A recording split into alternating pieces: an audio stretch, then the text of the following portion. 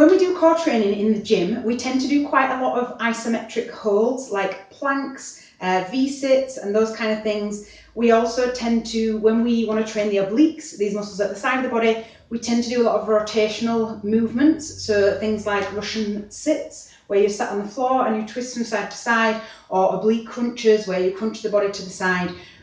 But what a lot of people miss from their core training program is anti-rotational movements.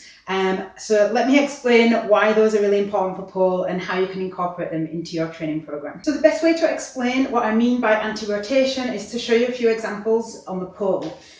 First example, shoulder mount.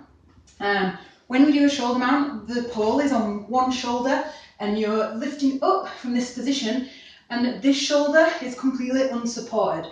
So when you lift, you're having to stabilize the body, and what your body wants to do is rotate this way. You're having to use your core strength and your upper body to keep yourself vertical. Example 2, an Aisha. So if I come up into an Aisha position, what happens when I take my legs off of the pole is that my body wants to tip to the side. So what it wants to do is come down this way. So I'm using my anti-rotation strength to hold myself with my hips facing up to the ceiling.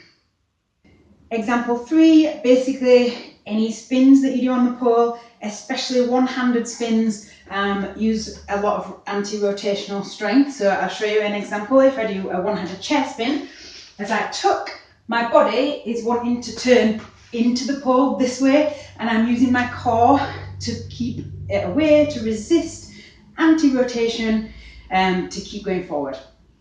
How do you incorporate anti-rotation training into your core work?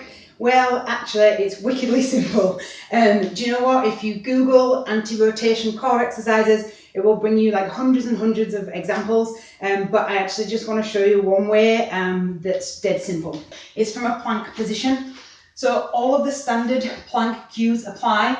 If you are not already strong in a normal basic plank, then don't add any anti-rotation work to your plank. Just stay with the plank until you get strong with that. So hands directly under the shoulders. You're going to extend the legs so that you've got a nice straight line from your ankles to your hips to your shoulders. Do not let the body sag in the middle. Do not keep the bum up too high. You want to pull the core in nice and tight, shoulders back and down, so you've got a nice strong plank. From here, to add anti-rotation, all you need to do is lift one hand off the floor and extend it forwards. So now I'm having to resist the gravitational pull that wants me to drop this way. So I'm having to keep my core in tight to resist that rotation. All I'm going to do is switch hands and replace. So as I move, I'm trying to keep the hips as still as I can. If you want to make it a little bit easier, you can take the feet a little bit wider than you normally would in your plank. It will give you more of a stable base. But yeah, that is just one simple way to add anti-rotation into your core training.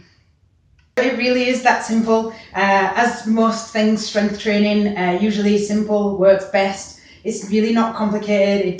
There's no magic trick to it. It's just simple techniques, applied consistently over time, and you will build the strength that you need to kick ass on the pole. I hope that helps. If you've got any questions, please let me know. I'll put some more information in the blog about anti-rotation training with some more exercises and some technique stuff. So yeah, give me a shout and let me know how you get on.